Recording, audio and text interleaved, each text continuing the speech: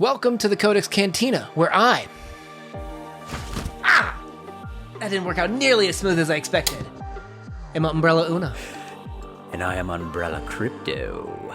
A pound for your thoughts? Penny for your thoughts? Umbrella? Today we're talking about Dahl's 1980 classic, The Umbrella Man, which was published in More Tales of the Unexpected.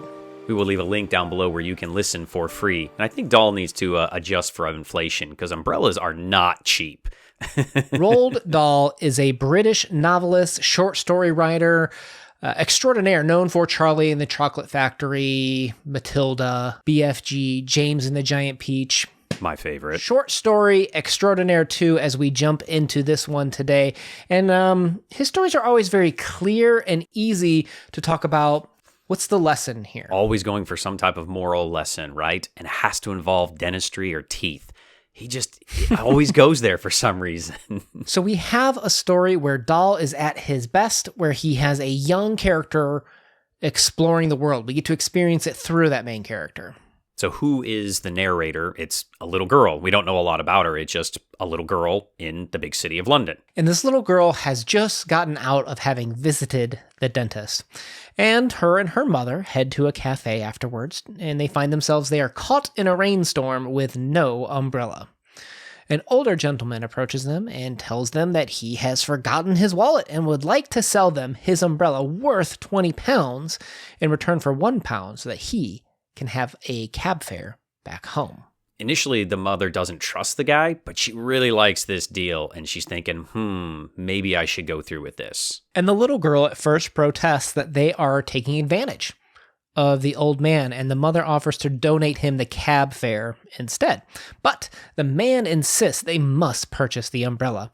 Thus, they purchase their £20 umbrella for £1.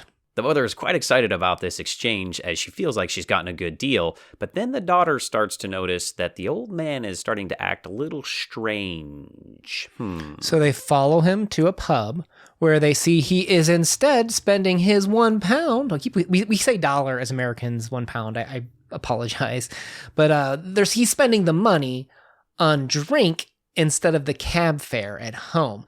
And they start to watch him, and that's when they see... the big twist, the reveal that he is stealing people's umbrellas on his way out of the pub to go start this whole cycle again of selling the stolen umbrella for drink money.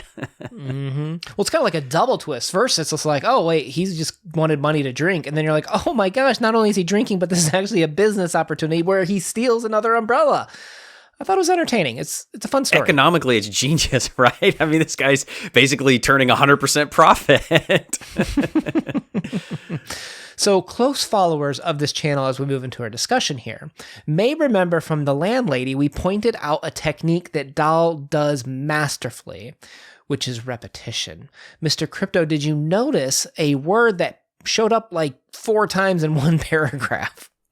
Yeah, this was a little suspicious. I saw my mother looking at him suspiciously. She is a suspicious person, my mother. She is especially suspicious of 2 things. First of all, the alliteration is masterful there on top of the repetition.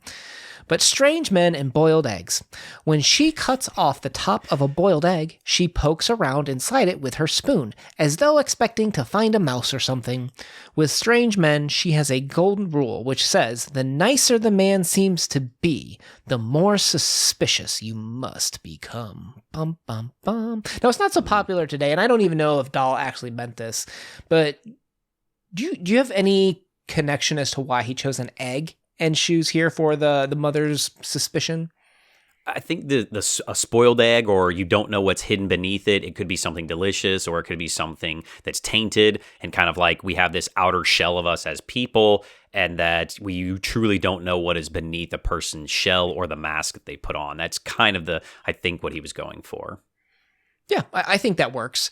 A fun fact is actually back in the day, for example, if a king was, afraid of being poisoned, or, a higher up man of nobility, what they could actually do was have the peasants cook the eggs in front of them, because at the time you couldn't tamper with an egg, right? All you could do is crack it open and then cook it. So that was one way that they can kind of tell whether their food's been tampered with or not, aka whether they're being tricked. Oh, that makes sense. So that's a good analogy. I like it. So let's talk about the mom's obsession with shoes here, right? He was a real gentleman. The reason I knew he was a gentleman was because of his shoes. You can always spot a gentleman by the shoes he wears, was another of my mother's favorite sayings. So first of all, now we know why men always have to wear nice shoes, right? It's clearly this story. No, I'm joking. But the idea of appearances being deceiving, appearances being deception, right? I think that's something that we're clearly drawing our attention to from Dahl, correct? Yeah, for sure. He picks shoes, I think, because it's something that we all have. Maybe it's relevant for the time. I wonder if he would have picked a hat had he written the story 50 years earlier when hats were more popular. Yeah, well, I mean, you go back to even 19th century, it was the top coat. And then to your point, it kind of more became the hat. And in this era, probably more the shoes. Today, what you have the latest iPhone. It's all about, what do you have nice that could put on that presentation layer, if you will, in a sense. And the first thing that they notice about is when that man, is running away, when things have gone afoot, pun intended. Oh. And that's... And that sparks several little turns here, which is what I think makes the story interesting. It's funny, the way the girl and the mother interact with each other. And when he arrives at the pub, that's the second deception, where you're like, oh, okay, so the man really just wanted drinking money, right? And that's when you realize the first deception. And as in the story, when the mother and daughter arrive at the pub, there was a big plate glass window along the front of the pub. And although it was a bit steamy on the inside, we could see through it very well if we went close.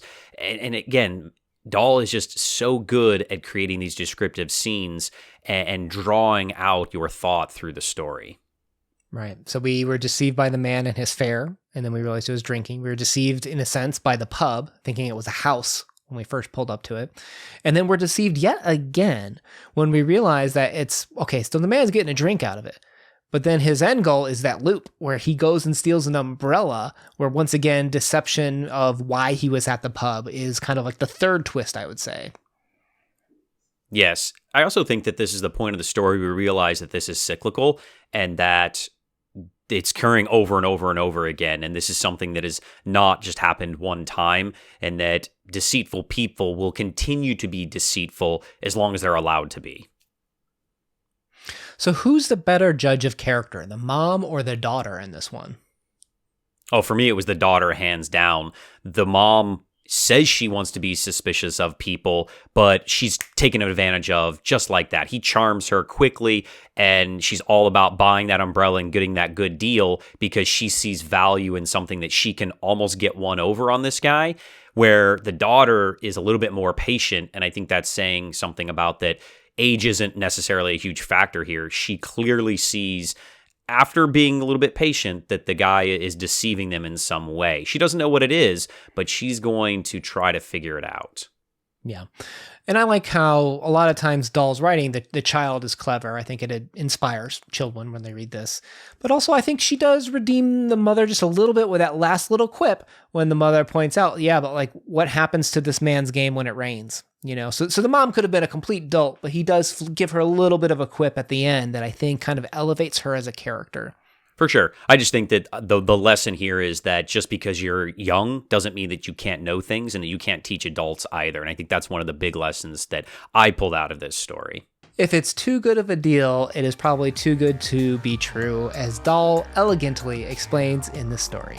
We leave a playlist for all of our Roald Dahl talks down below. Please leave us a little emoji or a comment, or hit that subscribe or like button, please. Appreciate your time today, guys. Una out. Peace.